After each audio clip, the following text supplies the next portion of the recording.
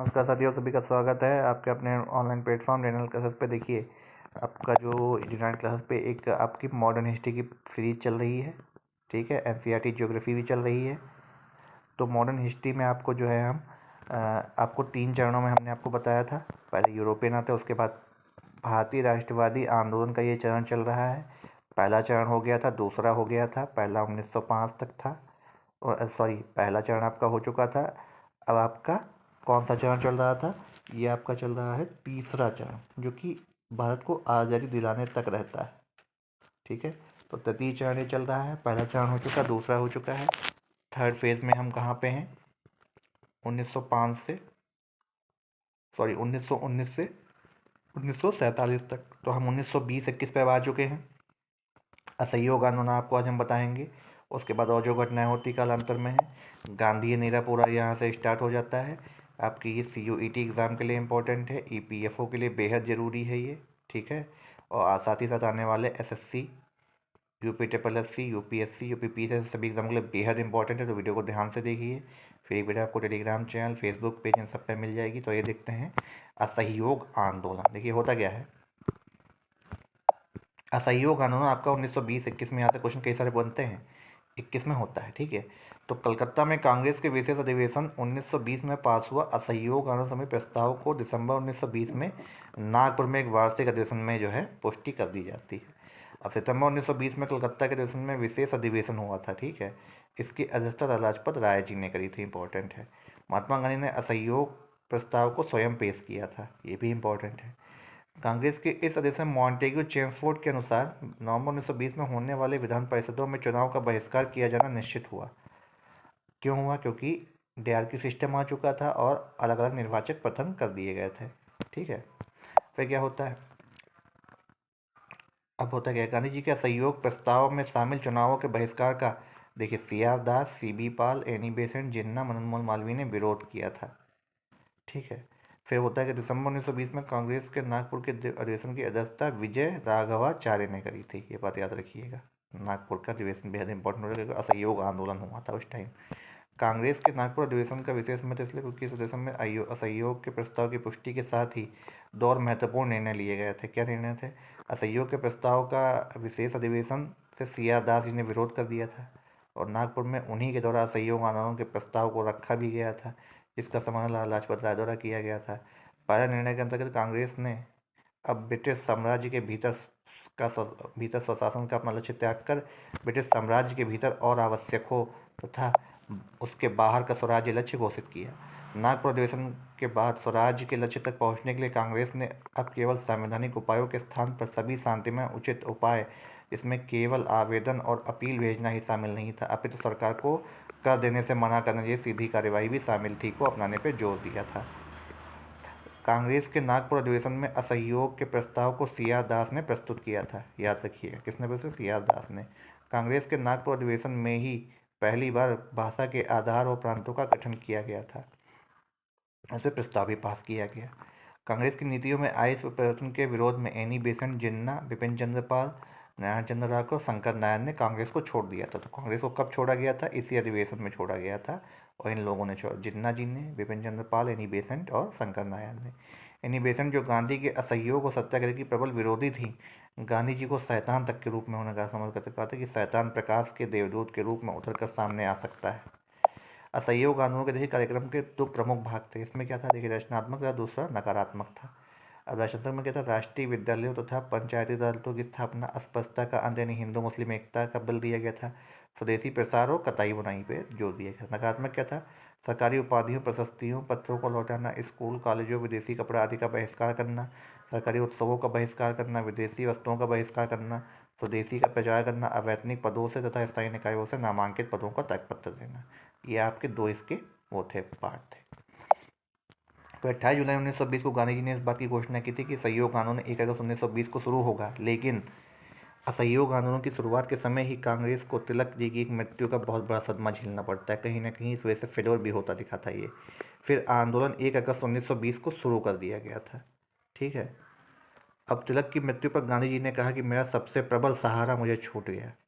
देखिए, अगर तिलक जी होते तो शायद पाकिस्तान की मांग ही ना होती, ये भी आप मान लीजिए, क्योंकि बहुत बड़े टैकल कहा जाते थे, कहे जाते थे कि हर बार उनको एक टैकल करते हो, कितना ही बड़ा विवाद हो, इनके आने पे वो देखिए मैं मुस्लिम लीग कांग्रेस को एक प्लेटफॉर्म पर लाने में एनी बेसन के बाद सबसे बड़ा हाथ इन्हीं का था। उदारवादियों उग्रवादियों को भी उन्होंने एक ही पे लाया था, तो पाकिस्तान की मांग को खारिज कर सकते थे। लेकिन बहुत बड़ा ये सेटबैक कह सकते हैं भारत के लिए हुआ था। आने वाली असंख्य पीढ़ियाँ उन्हें आधुनिक भारत के निर्माता के रूप में याद रखेंगी, वैसा है भी। कांग्रेस ने देखिए क्या किया। कांग्रेस ने असहयोग के कार्यक्रम में तिलक स्मारक के लिए स्वराज कोष के रूप में 1 करोड़ रुपए एकत्र करना तथा समूचे भारत में करीबन 20 लाख पर्चे बंटवाने का कार्यक्रम भी शामिल कर लिया। असहयोग आंदोलन जो गांधी जी के द्वारा भारत में चलाया गया पहला जन आंदोलन था, ये भी याद रखिएगा। असहयोग आंदोलन के साथ ही 1 वर्ष के भीतर स्वराज की प्राप्ति का लक्ष्य भी उन्होंने रख दिया था। शिक्षण संस्थाओं का असहयोग आंदोलन के समय सर्वाधिक बहिष्कार बंगाल में हुआ था। नेशनल कांग्रेस कलकत्ता के सुभाष चंद्र बोस प्रधानाचार्य बने। पंजाब में लाला लाजपत राय में शिक्षा का बहिष्कार किया गया। असहयोग आंदोलन के दौरान विदेशी वस्त्रों की होली जलाए जाने को रविन्द्रनाथ टैगोर ने निष्ठुर बर्बादी की संज्ञा दी थी। गांधी जी ने अपना कैसरे हिंद, जुलू युद्ध पदक और बोअर पदक सरकार को वापस कर दिया था।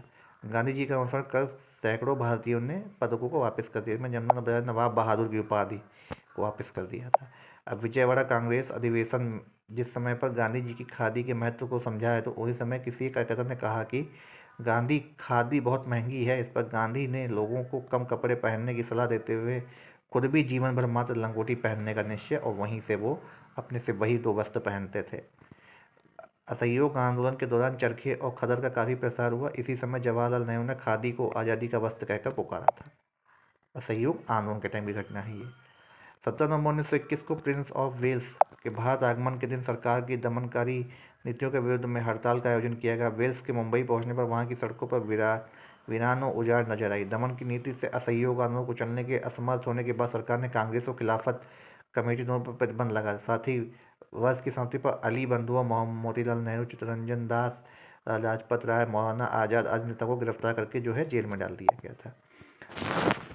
खिलाफत काफ़ी प्रभावकारी सिद्ध हो रहा था हिंदू मुस्लिम एकता को लाने में। मुसलमानों ने कट्टर आर्य समाजी नेता स्वामी श्रद्धानंद को जामा मस्जिद से भाषण देने के लिए आमंत्रित किया, और दूसरी ओर सिखों ने अमृतसर के स्वर्ण मंदिर की चाबियां मुसलमान नेता डॉक्टर सैफुद्दीन किचलू को दे दी थी। याद रखिएगा, बेहद इंपॉर्टेंट है। फिर क्या होता है, दिसंबर 1921 में अहमदाबाद में कांग्रेस के वार्षिक अधिवेशन का अध्यक्ष CR दास को चुना गया, लेकिन इनके जेल होने के कारण इनकी अध्यक्षता किसने, हकीम अजमल खां ने की। देखिए कितना हिंदू मुस्लिम एकता एक हो रही थी। इसी अधिवेशन में लोगों ने सामूहिक रूप से पहली बार खादी पहनी थी। किस अधिवेशन में बनी थी? 1921 अहमदाबाद में। याद रखिएगा, बेहद इंपॉर्टेंट पॉइंट है ये। फिर क्या होता है देखिए, अहमदाबाद कांग्रेस में शामिल होकर जिन्ना ने अंतिम बार कांग्रेस के किसी अधिवेशन में हिस्सा लिया था, तो 1921 ही था। फरवरी 1922 को गांधी जी ने वायसराय को एक पत्र लिखकर यह धमकी दी थी, यदि 1 हफ्ते के अंदर सरकार की उत्पीड़नकारी नीतियां वापस नहीं ली गई तो व्यापक सविनय अवज्ञा आंदोलन की शुरुआत करी जाएगी। तो देखिए बेहद इंपॉर्टेंट पार्ट है। इसमें अली जिन्ना जी आखिरी बार आते, मोहम्मद अली जिन्ना हैं, ठीक है। और गांधी जी ने क्या क्या करा, ठीक है, कौन अलग हुआ, तिलक जी की मृत्यु होती है, असहयोग आंदोलन कब से कब शुरू होता है, 1 अगस्त की डेट याद रखिएगा। तो ये सारे आपके बेहद इंपॉर्टेंट पॉइंट है, इसमें आपको याद रखना है। अब आइए देखते हैं चौरी चौरा कांड क्या होता है। अब देखिए धमकी देने के बाद होता क्या है, उत्तर प्रदेश के गोरखपुर जिले में स्थित चौरी चौरा नामक स्थान पर 5 फरवरी 1922 को एक भयानक घटना घट जाती है। चौरी चौरा के कांड के नाम से चर्चित इस घटना को अंतर्गत क्रोध से पागल भीड़ ने जो है पुलिस के 22 जवानों को थाने के अंदर जिंदा जला दिया गया। अब चौरी चौरा की घटना से गांधी जी इतना आहत, उन्होंने शीघ्र आंदोलन को समाप्त करने का निर्णय लिया। इस घटना के समय गांधी जी गुजरात के बारडोली में सामूहिक सत्याग्रह सविनय अवज्ञा आंदोलन को शुरू करने की तैयारी कर रहे थे। लेकिन होता क्या, 12 फरवरी 1922 को बाद में कांग्रेस के बड़े में असहयोग आंदोलन को समाप्त करने का निर्णय लिया गया, आंदोलन समाप्त हो गया। गांधी जी इसको अचानक समाप्त करने की उनकी आलोचना हुई। सुभाष चंद्र बोस जी ने भी, देखिए गलत काम था कि आप एक घटना की वजह से इसको वापस कैसे ले लिया आपने, ये भी एक आलोचना का कारण बिल्कुल भी था वहाँ पे। एक ऐसा समय जब आंदोलन अपने चरम पे था, अगर ये वापस नहीं तो शायद ये इतना आगे बढ़ जाता कि शायद हमको आज़ादी जल्दी मिल जाती।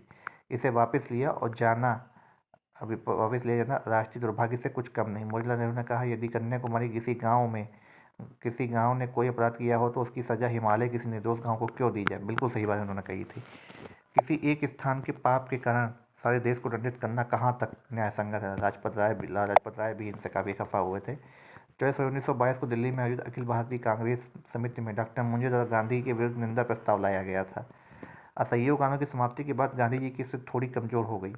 फिर सरकार ने स्थिति का फायदा उठाकर 10 मार्च 1922 को गांधी जी को गिरफ्तार कर लिया। न्यायमूर्ति ब्रूमफील्ड ने गांधी को असंतोष भड़काने के लिए आरोप में 6 वर्ष की उनको सजा सुना दी गई थी। जेल में अस्वस्थ होने का गांधी जी को 6 वर्ष की सजा के पूर्व भी 5 फरवरी 1924 को रिहा कर दिया गया। देखिए बेहद इंपॉर्टेंट घटना थी। ठीक है, यहाँ से जो क्वेश्चन बनते हैं आपको अगले वीडियो में मिलेंगे, और ये भी जान लीजिए कि यहाँ से कैसे कैसे क्वेश्चन आपके आते हैं। ठीक है, तो बेहद इंपॉर्टेंट डेट्स हैं, उन सबको याद रखिएगा। तब तक के लिए मैं आपको अगले वीडियो में धन्यवाद।